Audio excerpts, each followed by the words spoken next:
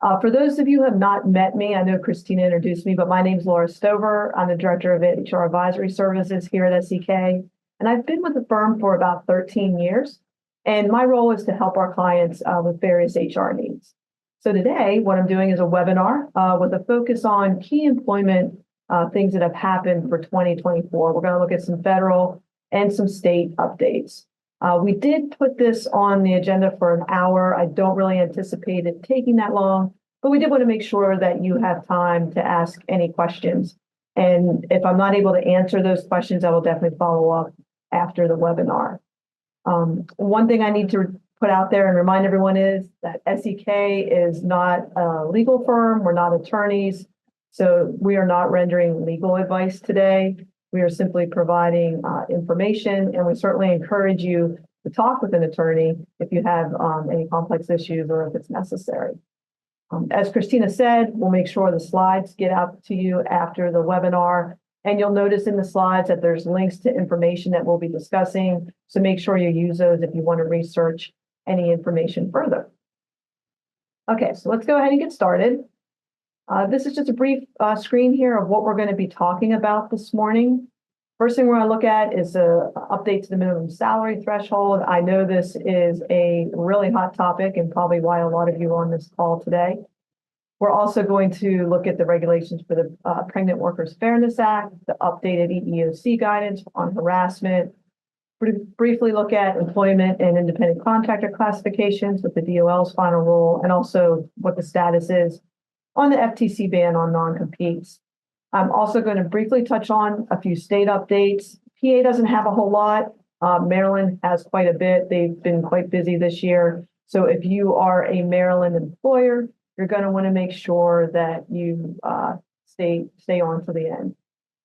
It is interesting to note, of course, I think everyone knows, unless you're living under a rock, that we are changing administrations. We're going from a Democratic to a Republican administration in 2025. I was on a webinar the other day, and the attorney said, kind of hang on, it's going to get messy. So we probably are going to see a lot of changes here in the future. But for now, employers just really need to stay the course. Hey, Laura. Yes. We did receive a question. If we have a complex issue, are you able to recommend a labor attorney? Oh, yes, absolutely. Just send me an email. My contact information will be at the end, and I have several people I could refer you to. Thanks. Yeah. Okay. So the first thing we're going to talk about is the Fair Labor Standards Act and the update to the minimum salary threshold. So the salary threshold is what you have to be making in order to be placed into an exempt position, as well as some other things. And the minimum salary threshold focuses on what's called the EAP, or white collar exemptions. This is the executive, administrative, and professional exemptions. And there are other exemptions out there depending on your industry. For example, there's a motor carrier, agricultural, certain seasonal amusement and recreational establishments have exemptions, but the salary threshold applies only to the EAP exemptions. And these are where the bulk of employees fall. So as we started the year, most of you are probably aware we were at 35,568 annually. Effective July 1, which hopefully everyone on the call is aware of, that number was increased to 844 per week, or 43,888 annually. And come January 1st, it's set to increase dramatically to 58,656 annually.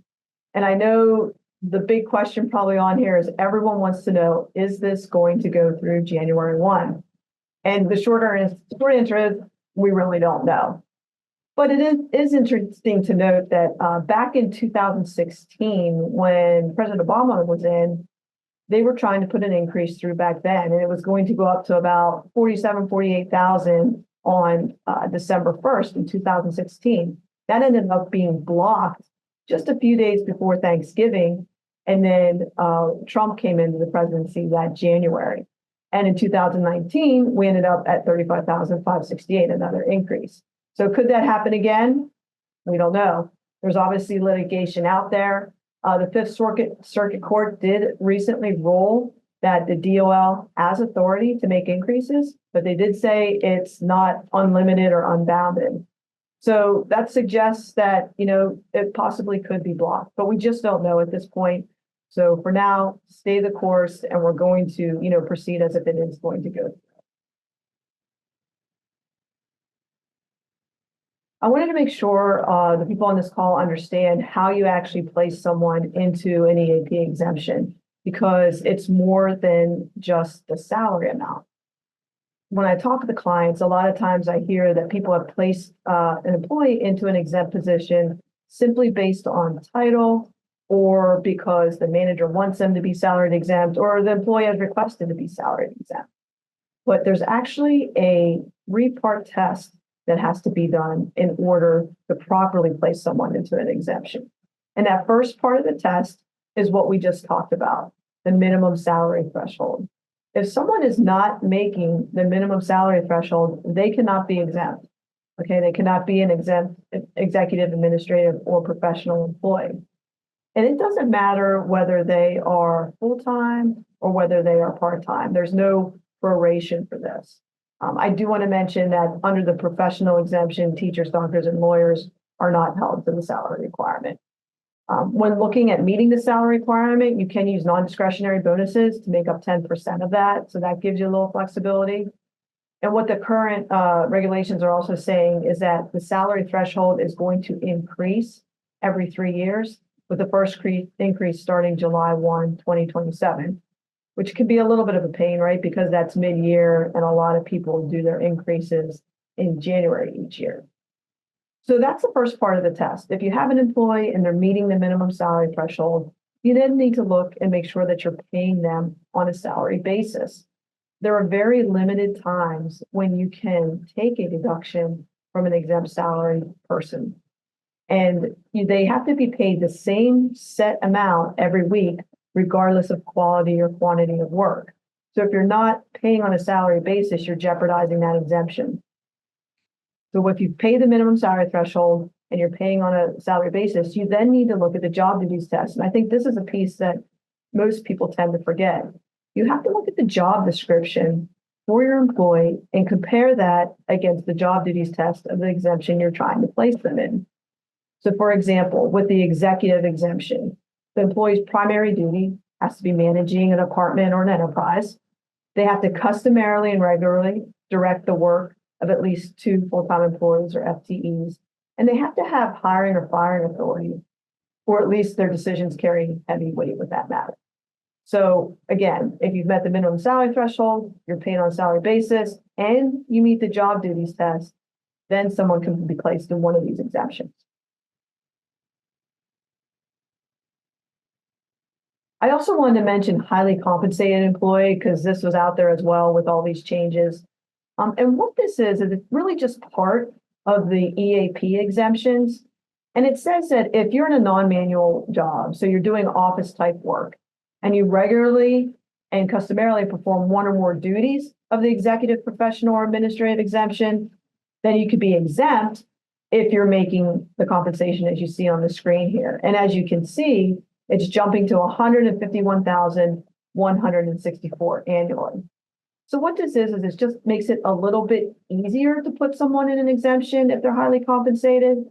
An example would be like a managerial employee who's regularly directing the work of 2 or more employees, but they don't have any hiring or firing authority.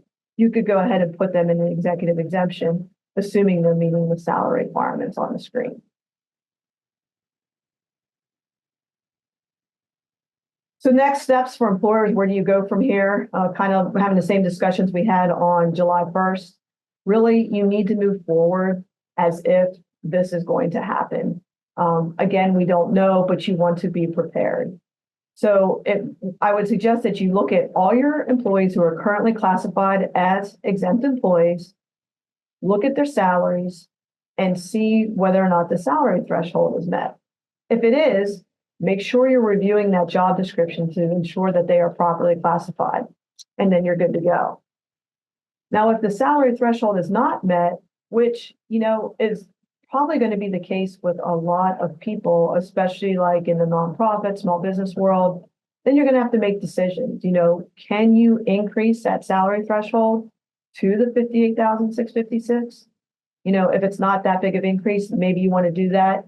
And again, look at the job description and make sure that the employee is properly classified. But if they're not, and you're not able to put them up to that minimum salary threshold, they have to be non-exempt. And that's, a big change for some people. This means you have to track your hours worked. You have to make sure that you're paying overtime over 40 hours in a work week.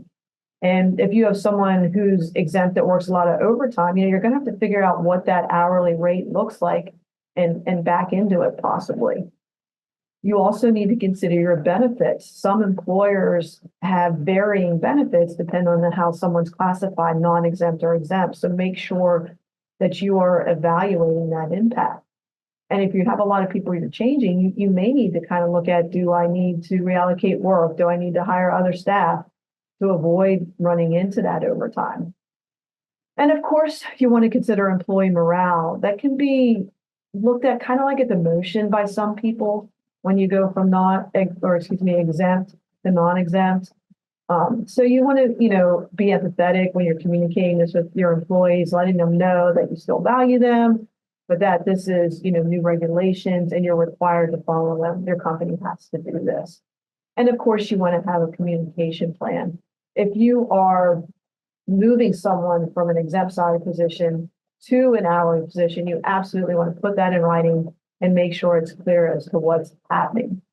Now, I would prepare. I'd wait till closer to the time to actually communicate it because, again, we're not sure exactly what's going to happen. I see we do have a question. It says, if a part-time exempt employee is working 20 hours per week, are they required to be at the 1,128 per week, or do we calculate it based on 40 hours? They have to be at the 1,128 per week, whether they're part-time or full-time. It doesn't matter how many hours they're working. You have to make at least that minimum. And a reminder, you can make up some of that 10% with non-discretionary bonuses. Okay. So now I wanted to move into the Pregnant Workers Fairness Act. These regulations and the guidance actually became effective this past June. And this is actually a pretty hot topic. There's already quite a few lawsuits out with this. I was looking at it the other day. Some of the lawsuits had to do with failing to make reasonable accommodations for pregnant people, refusing to excuse pregnancy-related absences, requiring pregnant people to take unpaid leave. All those things are against the regulations. So it's really important that you take this seriously and that you're training your managers. And this act actually covers public and private employers with 15 or more employees. And what it says is that covered employers must provide reasonable accommodations to qualified employees or applicants, known limitation that's related to, affected by, or arising out of pregnancy, childbirth, or related medical conditions, unless you can prove undue hardship. And it's interesting because the known limitation is a lower bar than the Americans with Disabilities Act, where you actually have to have a disability in order to receive a reasonable accommodation. And undue hardship is pretty difficult to prove. You have to show significant difficulty or expense to not want to provide a reasonable accommodation. And that can be pretty difficult. So it's interesting to look at who's considered a qualified employee or applicant. Typically, they have to be able to perform the essential functions of the job with or without reasonable accommodation. However, under this act, the employee can still be qualified even if they can't perform the essential functions, if that inability is temporary. They could perform the functions in the near future, or the inability to perform the essential functions can be reasonably accommodated. So again, this is a much lower bar than the Americans with Disabilities Act, where you only need to reasonably accommodate if they can perform the essential functions. As we know, with pregnancy, most of things related to pregnancy are going to be temporary. So you want to make sure that you are providing reasonable accommodation. Laura, did you see the chat or the Q&A? Oh, sorry, I didn't. Can you ask for confirmation of pregnancy for a position? That's a good question. We're going to talk about medical documentation on this screen.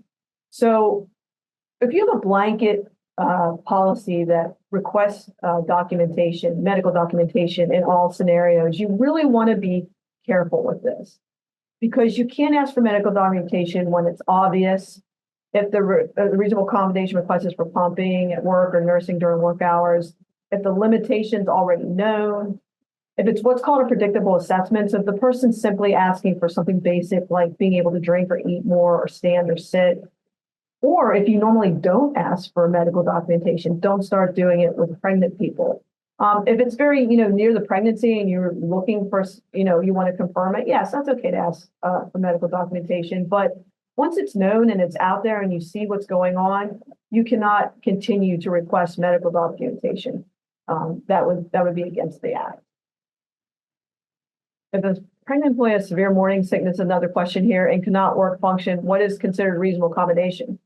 Possibly adjusting their schedule so that they could come in later, reducing their schedule, maybe being able to work at home in the morning as they're getting through their, sickness. Those would all be possible reasonable accommodations. I see there's another question as well. It says, I believe this is back on the wage and hour section, so let me switch gears here a second. It says, can the employee be on call on weekends? And if yes, are there best practices for how to compensate when they field phone calls? Yes, they can be on call. When they field phone calls on the weekends, some people will pay straight time, some pay double time, some pay overtime. There's a lot of different things you can do. That would be hours worked, so you want to make sure you're including that in the total hours worked for the week when it comes to overtime. I see another question is categorizing someone as straight time legal, meaning they are paid an hourly rate and not paid overtime. No, I'm going to say no. You have to be paid in. Well, you don't have to be paid an hourly rate. Sometimes there's fee basis and other things there. But if you are classified as non-exempt and being paid hourly, you have to track hours worked and be paid overtime for hours worked over 40 in a work week. You can't say this is the only rate you get. Quickly answer that question. Okay. So back to the pregnancy. Here are some examples of reasonable accommodations. I know someone just asked about morning sickness. Again, there's a long list on here. Flexible breaks, maybe bigger uniforms, more food, temporary reassignment, leave for appointments, temporary suspension of one or more essential functions of a job. There's a lot of different things you can do. One thing you cannot do is you cannot force an employee to take leave or paid leave or unpaid leave if there's a reasonable accommodation available. You can't say, no, I don't want to provide this. You have to go on leave. You want to be careful with that. Okay, we have a few more questions coming in I'm going to look at here. How do you find out what the agricultural exemptions are for these regulations? For example, do the PWA regulations apply? Yes, these do apply to all private and public employers with 15 or more employees. Can an employer force a pregnant employee to take another position for the duration of the pregnancy if the pay is the same? Sure, you could reassign them, assuming they're capable of doing it. Pregnant, obviously, you wouldn't reassign them to like a heavy lifting job or something like that.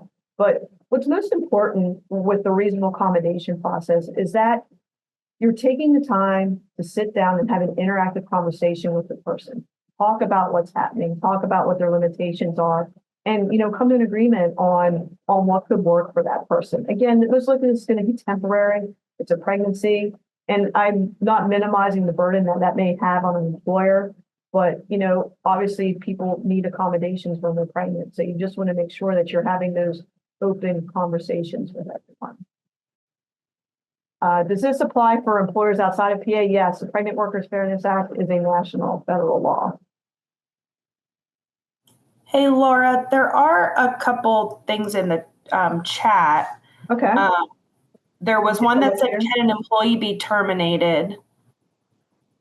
I see who asked that. I see who asked that question. If you're asking if they could be terminated while they're on leave, that would be pretty tough to do. I'm not sure what you're asking, if it's a performance issue or something like that. You don't want to wait until someone's pregnant and going on leave to deal with, performance or attendance issues and things like that. I would caution you to be very careful. Another question, if you cannot reasonably accommodate restrictions, would putting them on a leave be an option? Possibly, but I think, as I said, you can't force that. So I would be very careful because there's a lot of reasonable accommodations that probably can be made. So we need to talk a little bit further about that. Another question, how would this work for a temp agency if the client cannot accommodate things like time off, light duty, etc.? That's a really good question. I'm not sure if you have other client work that could be done temporarily, maybe reassign them to a different client. They would definitely have to have a conversation with the client who's saying they can't accommodate, because I'd want to learn a little bit more about that, because again, there's a lot of little things you can do a lot of times to help, but that would probably require a little bit more conversation and understanding the situation a little bit more. So next steps, what should you be doing? You want to update your handbook policies. So make sure that you have reasonable accommodation in your handbook. You could do like one policy, for example, that covers pregnancy, disability, and religious accommodations, or you could put those out separately, but you want to make sure that you are definitely addressing that in your handbook, and making sure to train your managers, because they're probably, especially your first line managers, they're not aware of all the requirements and the accommodations that have to be made. And you don't want them to just immediately brush someone off when they ask for an accommodation, not realizing what the obligations are. So make sure your managers are trained on this. I have another question. If the decisions for the accommodation were made entirely by the employer and they did not consult with the employee, would this go against it? Yes, it needs to be an interactive process, and it needs to be agreed upon with the employee. That is my understanding. You cannot just force an accommodation on someone. Again, you want to have that interactive conversation, and I want to know a little bit more about what is happening through the process. And there's, again, the guidance, EEOC has a lot of guidance on this. You can see there's a link here on the screen. As I mentioned, you'll be getting this information. But I just found it really interesting that this has barely been out there. And there's already tons of lawsuits. And I think it's just, a lack of awareness of what's required with the law.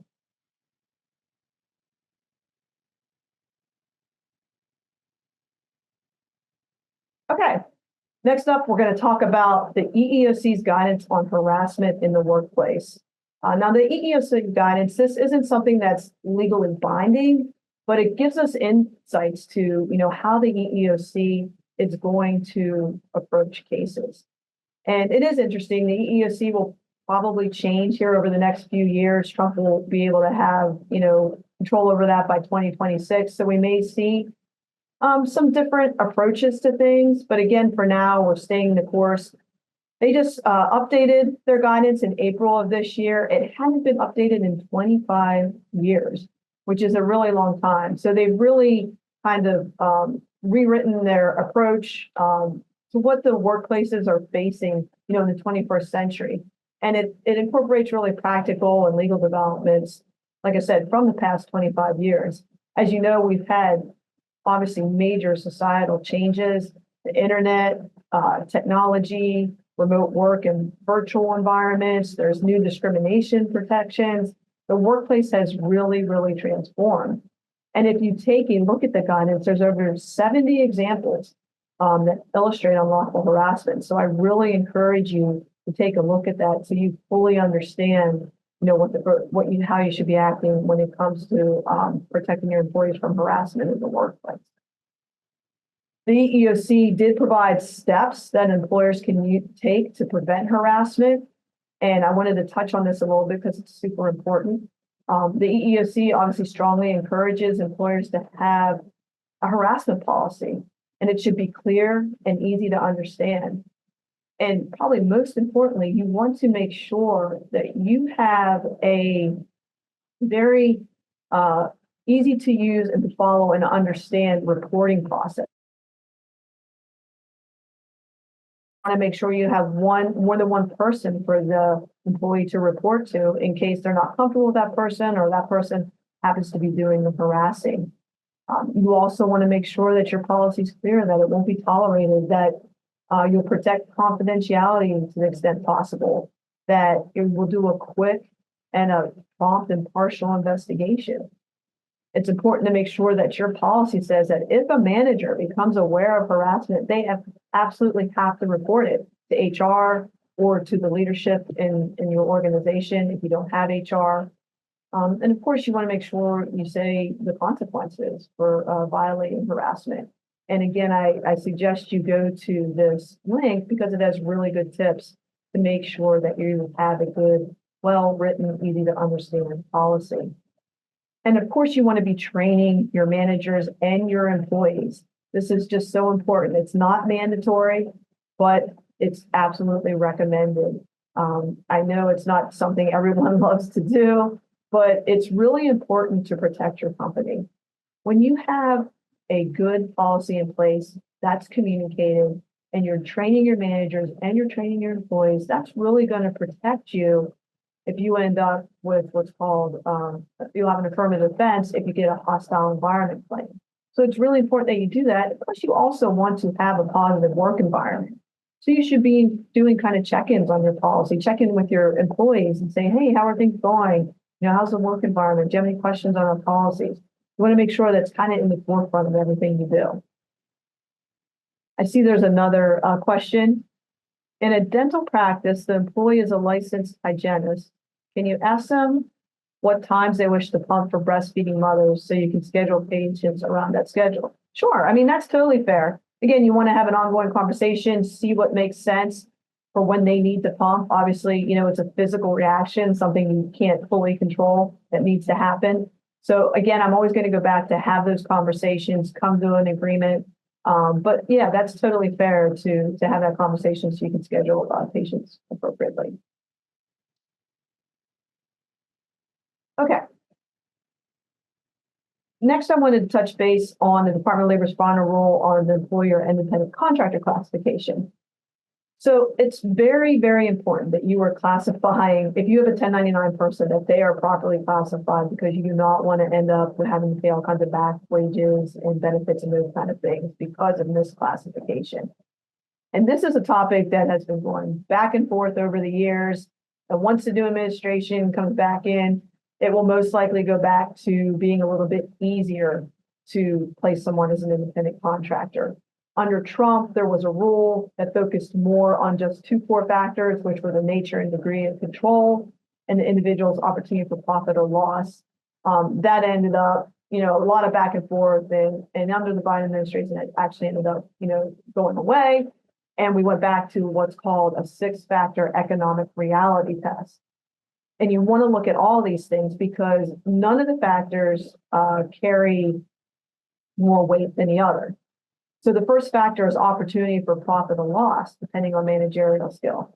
So if you have someone who's setting pay, scheduling hours, advertising, deciding what needs to be done, hiring employees, that's most likely going to be an independent contractor. They have opportunity for profit or loss.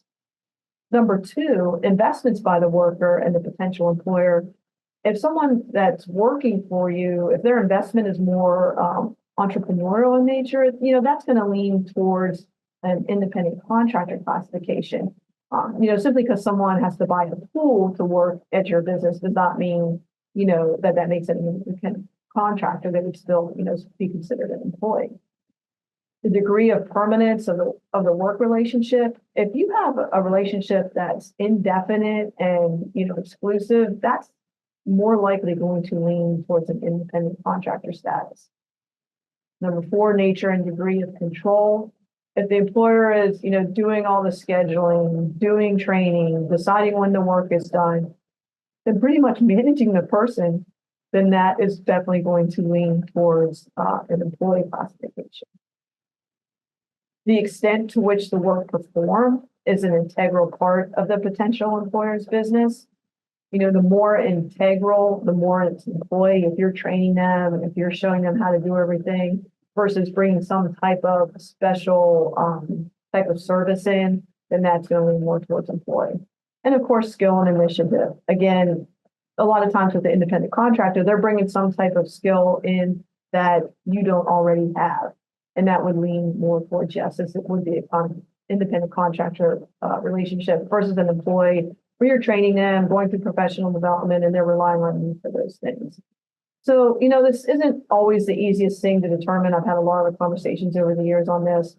But again, for now, focus on the 6 factors, make sure you're looking at all of them, but definitely anticipate, with the next administration that it will be a little bit easier on the employer to classify someone as an independent contractor. The FTC ban on non-competes, again, this is an area where we're going to probably see some backing off with trying to ban them. The FTC put out a rule trying to ban them that was to be effective on September 4th, but that was blocked on August 24th, but they have appealed. So where we sit right now is their ban is not enforceable. So you can still use non-competes. But you do want to be careful because a lot of this is set by state law. For example, in Maryland, those low wage earners and certain licensed healthcare professionals and vets, you cannot use non-competes for.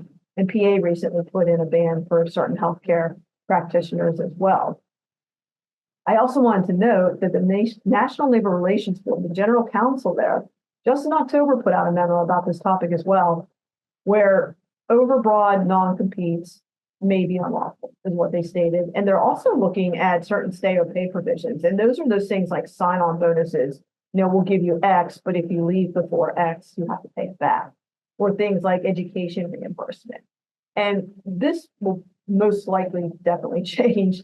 Once Trump gets into the administration, everything I'm hearing is, it will make sense. He's going to replace the general counsel.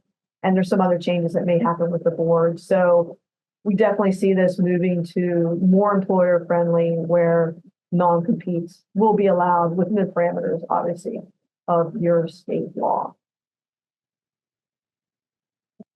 Just check in here and make sure I'm not missing any questions. Okay.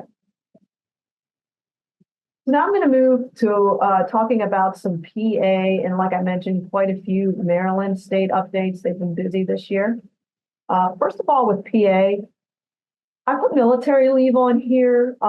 Actually, all employers should be considering looking at paying for military leave. And the reason for that is several circuit courts, including the third circuit, which is in PA, they've ruled that employers that pay employees for some types of short-term leave must provide equal benefits to employees who take short-term leave from military service.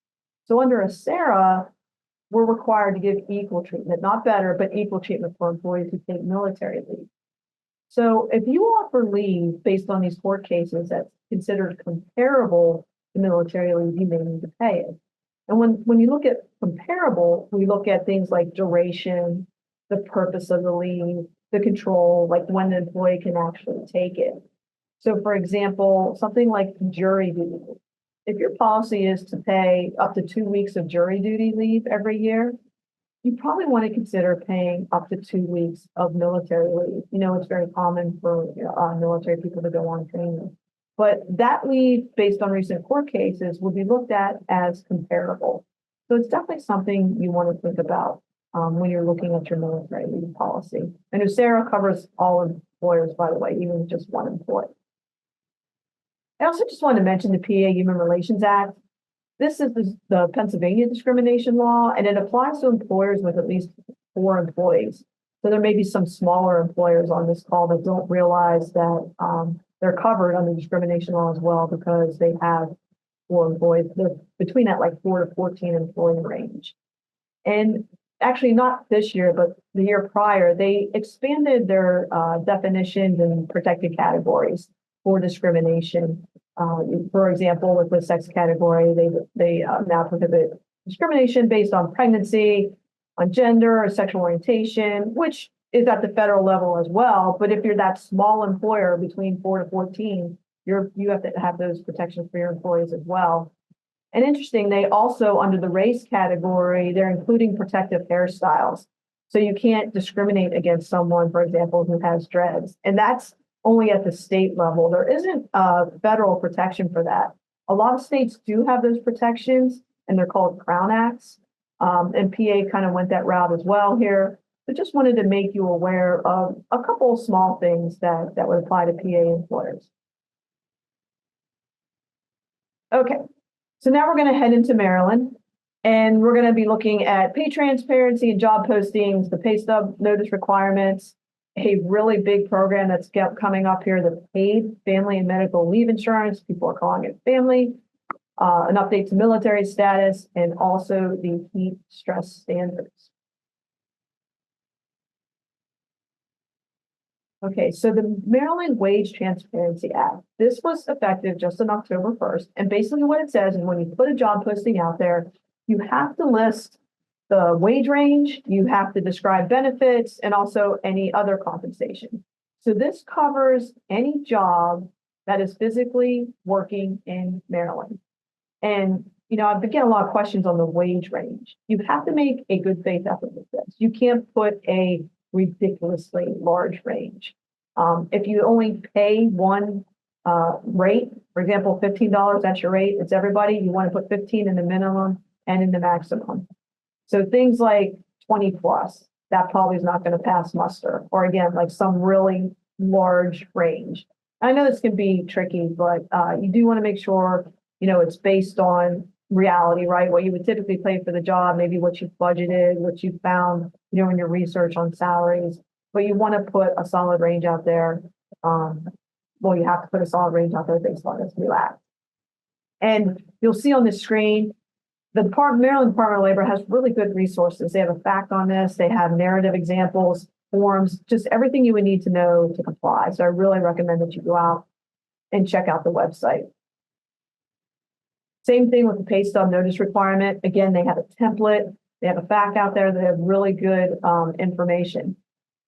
Effective October 1, employers have to give in writing to employees the notice at the time they're hired, the rate of pay, the regular pay days, and leave benefits. So hopefully you've been doing offer letters or using a form and somehow putting all this in writing, but you want to make sure that you are doing that. And also, they've expanded a little bit the information that must be provided on the pay stub each pay period. Again, you can go out there and look at the pay stub template that they have as an example, and that should help get you started. I see there is a question. Is this just for employers physically located in Maryland? We are in PA, but hire Maryland workers. So if the person works in Maryland, they would be covered under these laws, even if they work remotely in Maryland. So it's not where the employer is based, it's where the employee is working.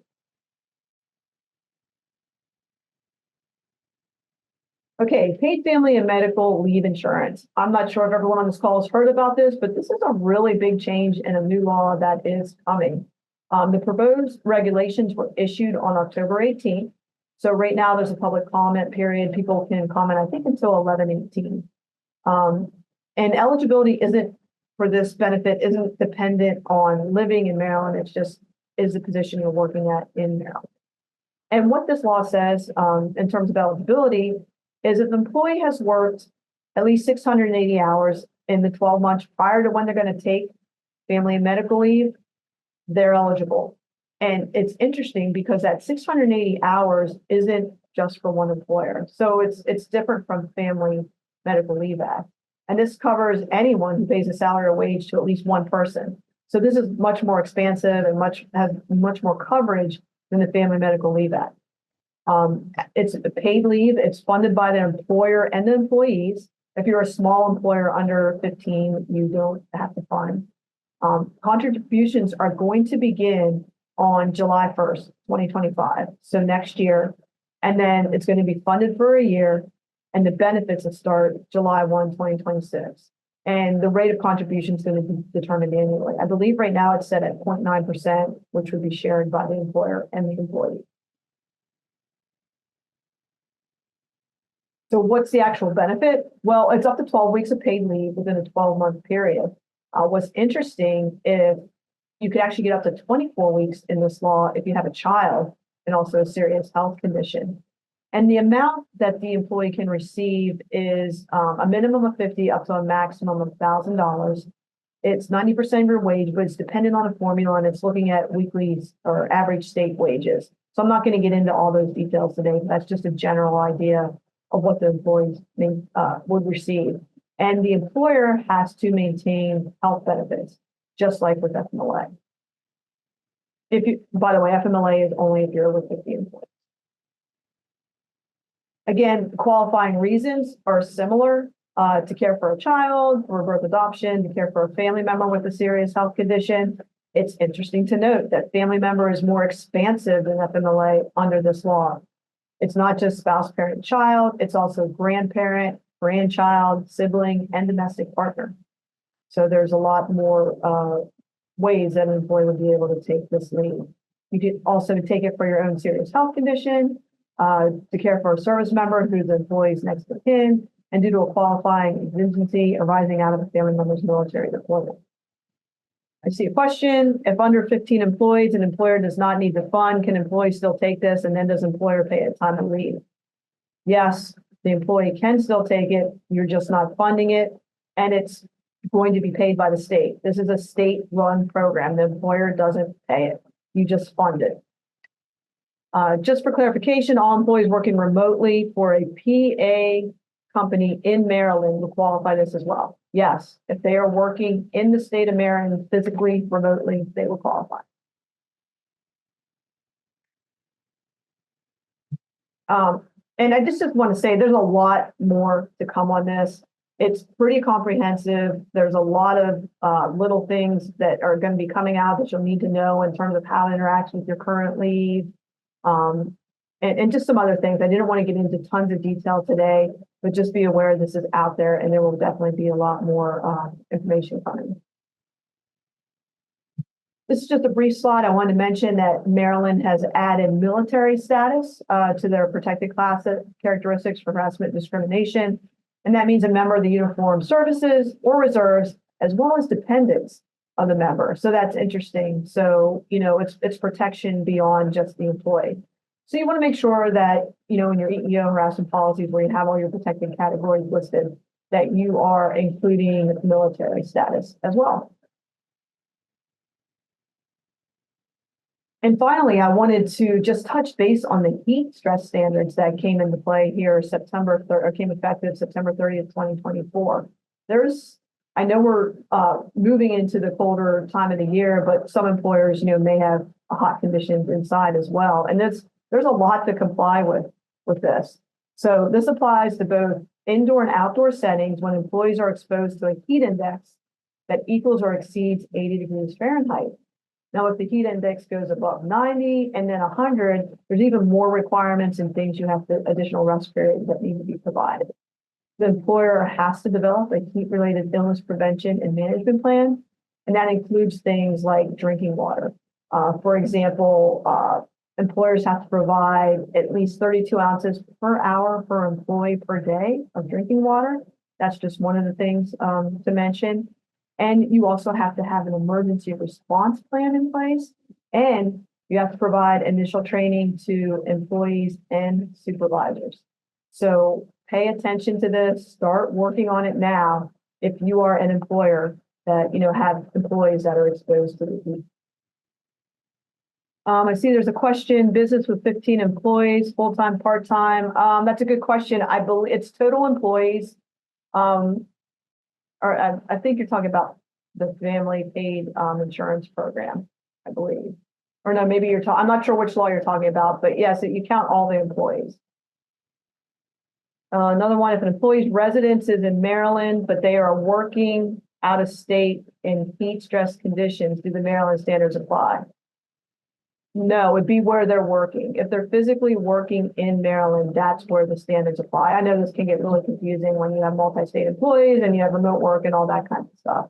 But it applies for those actually working in Maryland. I see another question here. Does this apply to employers who offer seasonal jobs like camp counselors? You say this, I'm not sure what I was talking about at the time that question was answered, but if you're talking about the heat standards, yes, this would apply. So hopefully I answered that question. Does anybody have anything else they'd like to ask? Okay, I see. For family, what about employees that work in multiple states, travel to different branches? That's a good question. I would have to double check on that. I'm not sure if it's just anytime, if they only occasionally go into the state of Maryland, I don't think it applies. So I think if you want to send me an email, I need to know a little bit more about how much time they're actually spending in the state, because we need to look a little bit deeper into that. Let's see here. If employee returned from FMLA, recovering from surgery, was cleared to return to work with hybrid restrictions, and a week later, when the employee was set to return into the office, the return to work note was changed to full remote work. The employee now requests an accommodation. However, their position requires them to meet with clients in person for onboarding, et cetera, testing. These cannot be modified. With this, can this be considered an undue hardship to deny the accommodation? If I'm understanding you correctly, that there is no way to accommodate remote work, I would say yes. I would be careful. The ADA, even if the FMLA time is up, you could maybe have to provide a reasonable accommodation of a few more weeks of leave, or maybe just a couple weeks of remote work. But you would not, for the duration, need to say and accommodate a reasonable. It would not be considered a reasonable accommodation if they cannot perform the essential functions, by working remotely. If employees in PA work remote in Maryland only when sick, do the rules apply? That sounds like no. I'm assuming they're not sick all the time. But if someone just for a day here or there is working at home in Maryland, it would not apply. The military rule only applies to active million reserves, not veterans. Right. Sarah covers veterans. I believe the military for Maryland is active. The employee has to reside in Maryland for Maryland paid family medical and leave insurance. No, the employee does not have to reside in Maryland. They have to work in Maryland. So if you have someone working or lives in PA but works in Maryland, they would be eligible for the coverage. Let me see, one more here. Can you elaborate on what an employer should be concerned with requiring repayment of education and training expenses or sign-on bonuses? Yeah, so I did put that out there because the general counsel of the NLRB put that out there. I'm thinking it's not going to go anywhere, honestly, because with the new administration, there's going to be major changes with the NLRB, and I don't see that going through, or the non-compete ban. But it was just, they put some guidelines in place for if you are going to be doing that type of thing to make sure, like, the time frame of repayment is reasonable, the amount you put out there to be repaid is reasonable, which for the most part would be, what you actually paid, for example, for tuition reimbursement. So, that was put out there recently in October, but I really don't see it going anywhere. But I do want to make you aware of it. Something you could, research a little bit more if you wanted some more details on that.